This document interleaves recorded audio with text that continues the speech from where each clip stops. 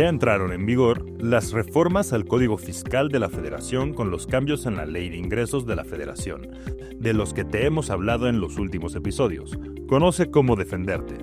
Prácticamente cualquier omisión formal en la que incurra un contribuyente relacionada incluso con su inscripción al RFC puede dar lugar a la restricción temporal del certificado de sello. Si bien es verdad el contribuyente tiene elementos de defensa, no están diseñados para resolver su problema. Se han presentado en algunos casos abusos por parte de la autoridad fiscal. Esto es lo que yo quiero para que tú te regularices. Te regularizas conmigo, bajo mis términos, en las condiciones que yo demando, o vete a pelear y te quedas sin sellos durante 18 meses. Estamos del lado de los contribuyentes y queremos ofrecerte la mejor información para que evites o sepas afrontar los embates de esta nueva reforma fiscal. Prepárate con nosotros. Hola, bienvenidos a un capítulo más de Management 360, el podcast de Moore de Anda Torres Gallardo y CIA. Y el día de hoy vamos a platicar de un procedimiento que se está volviendo más común y es la cancelación del certificado del sello digital por parte del Servicio de Administración Tributaria. Para nosotros era muy importante compartir con nuestros clientes este tema porque es una práctica que ocurre con cada vez mayor frecuencia y que genera distorsiones y también genera riesgos económicos y jurídicos para nuestros clientes. Entonces, nos gustaría empezar hablando de cuál es el fundamento legal. Primero, vamos a platicar un poquito de qué es el certificado de sello digital, cuál es el fundamento legal para su cancelación, cuáles son los procedimientos y los plazos de defensa y también algunas recomendaciones.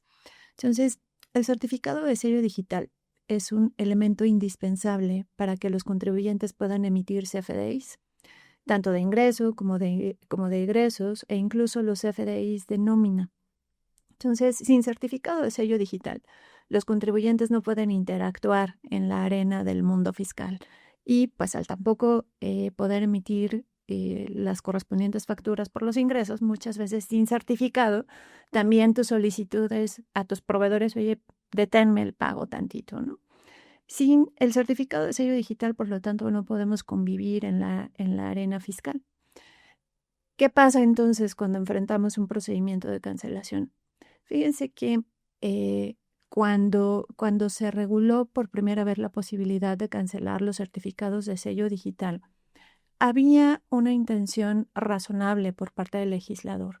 Lo que el legislador estaba pretendiendo era que en casos de faltas graves por parte de los contribuyentes, el SAT pudiera tener medidas inmediatas para limitar la operación de contribuyentes que incluso probablemente pudieran estar realizando actividades delictivas. En ese sentido, que el SAT tuviera facultades para restringir de manera inmediata el certificado de sello digital no solamente era necesario, sino también razonable. Sin embargo, lo que ha venido ocurriendo a través de los últimos años es que las causales para restringir temporalmente el certificado y luego cancelarlo de manera definitiva se han venido incrementando. El día de hoy prácticamente cualquier infracción o cualquier omisión, inclusive de carácter formal, puede dar lugar a la cancelación del certificado de sello digital. Y en ese sentido, es un riesgo en el que la mayoría de los contribuyentes podemos caer y es un procedimiento que podemos enfrentar. De ahí la necesidad de hablar de este tema con ustedes. Las facultades del SAT para cancelar de manera definitiva o para restringir temporalmente el certificado de sello digital están regulados en 2 artículos del Código Fiscal de la Federación. Estos dispositivos son el 17H y el 17H bis. El artículo 17H, en primer término, regula las hipótesis o los supuestos normativos en los cuales el SAT puede cancelar de manera definitiva el certificado de sello digital, es decir, dejarlos inefectos. Y estas, que son aproximadamente 12 fracciones, se pueden dividir en 2 subgrupos. Primero, los supuestos o aquellas causales en las que la cancelación del certificado de sello digital es natural, ¿no? ¿Cuáles pueden ser esos supuestos? Bueno, cuando lo solicite el contribuyente, cuando haya una resolución de autoridad administrativa o judicial que así lo ordene, cuando el contribuyente persona física fallezca, cuando se disuelva, liquida o extingue el contribuyente persona moral, también cuando los contribuyentes personas morales desaparezcan con motivo de la fusión o de la escisión, cuando la vigencia del certificado de sello digital termine, y esto es importante, hay que recordarle a nuestros contadores que verifiquen continuamente la renovación. Cuando se comprueba que al momento de su expedición el certificado no cumplió con los requisitos o cuando por cualquier otra causa estén en peligro los datos de confidencialidad de la firma electrónica. Digamos que todos estos supuestos son naturales. El 17H también contempla supuestos graves en los que la cancelación del certificado procede de manera inmediata. ¿Cuáles son esos supuestos graves? Pues cuando el contribuyente no logre desvirtuar la presunción de inexistencia de operaciones a que se refiere el 69B, cuando el contribuyente tampoco logre desvirtuar la presunción de transmisión indebida de pérdidas fiscales a que se refiere el 9º párrafo del propio artículo 69B, o cuando, habiéndose iniciado un procedimiento que partió de una restricción temporal, dentro del plazo señalado por el artículo 17H bis, el contribuyente no haya logrado aclarar su situación fiscal. Entonces, en esos supuestos procede la cancelación definitiva del certificado de sello digital. Y hay dos preguntas básicas que surgen de esto, ¿no? Primero, ¿qué hacemos? Y como contribuyentes relacionados con una persona que probablemente tiene su certificado cancelado, la pregunta también es ¿qué pasa con los terceros? Esta primera pregunta de qué pasa con los terceros también la responde el artículo 17H. Y este dispositivo lo que dice es, oye, si tú eres un tercero de buena fe, y debemos comprender como terceros de buena fe aquellas personas que tuvieron operaciones reales con un contribuyente cuyo certificado de sello digital fue cancelado, lo que el SAT te dice es tú no te preocupes. Tus operaciones serán válidas y nada más tienes que considerar la fecha y la hora en la que aparezca cancelado, en la que aparezca publicado en la página del SAT la cancelación de certificado de sello digital del contribuyente con el que tienes relación, para que a partir de ese momento ya no le des efecto a posteriores CFDIs, ¿no? Pero las operaciones que tú hayas celebrado en el pasado, si son reales, pueden tener efectos fiscales. En el entendido de que pues ya uno de tus clientes o proveedores puede tener incluso una mancha, ¿no? Puede estar dentro de las listas negras de la autoridad fiscal. Entonces valdría la pena revisar el sustento jurídico y la materialidad de tu operación para que si en algún momento llegas a ser cuestionado, tú puedas acreditar que tu operación fue real y verdadera.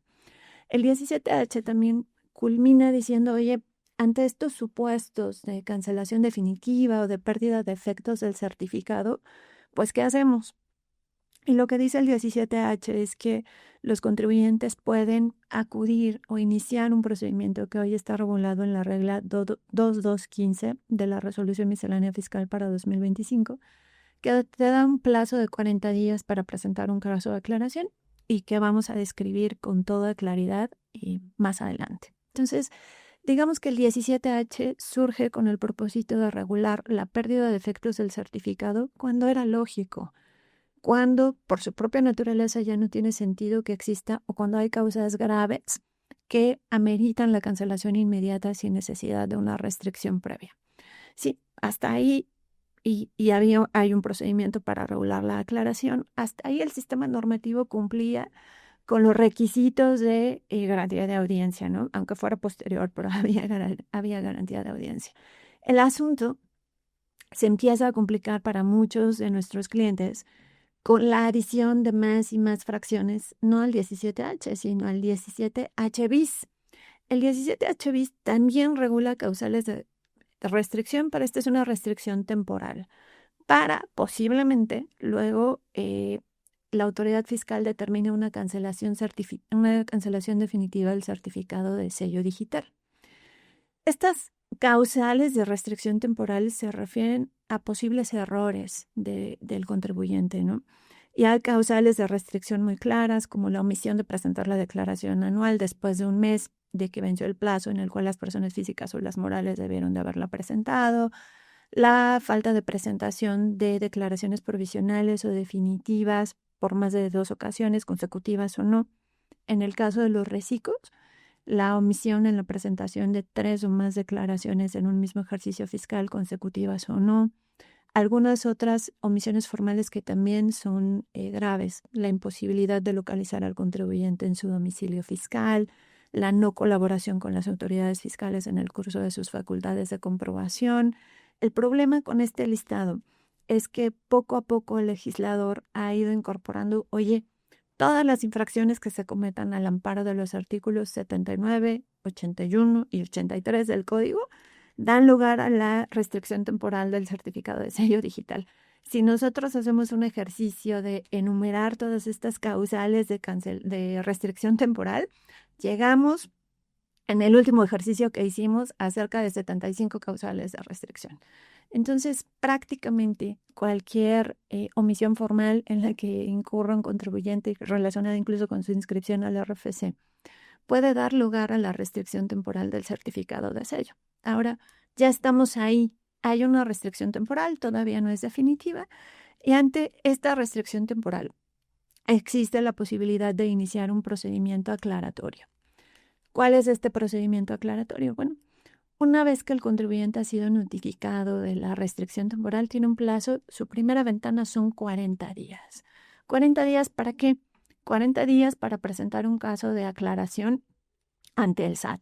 Y ese caso de aclaración puede tener dos propósitos. Uno, reconocer que efectivamente cometí la infracción y demostrarle a la autoridad fiscal que ya me regularicé. Entonces, el caso de aclaración puede tener por objeto probar materialmente la regularización.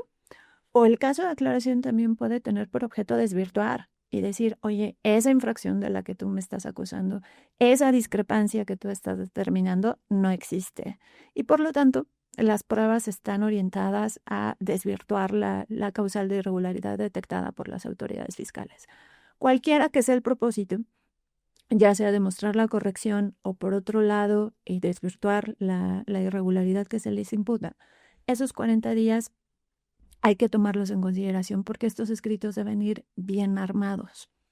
El procedimiento regulado tanto el código como en la regla 2.215 de la resolución miscelánea fiscal establece que si el contribuyente presenta su caso de aclaración dentro del plazo de 40 días y este "y" es súper importante, el caso de aclaración tiene sustento, es decir, es real, se adjuntan pruebas y hay argumentos sólidos para demostrar cualquiera de estos dos extremos que ya comentamos. Al día siguiente de la presentación del caso de aclaración, el SAT debe reactivar el certificado de sello digital. Y ese certificado de sello digital se va a mantener vivo y vigente y por lo tanto el contribuyente podría operar desde el día siguiente a la presentación del caso de aclaración y hasta la emisión de la resolución definitiva por parte del SAT. Esto es súper importante porque una vez que pasa esta primera ventana de 40 días dentro de la cual el contribuyente presenta su caso de aclaración, el SAT tiene 10 días para responder. Y dentro de estos 10 días, el SAT va a determinar la situación jurídica del contribuyente, va a determinar si acreditó su regularización o va a determinar si desvirtuó o si no desvirtuó.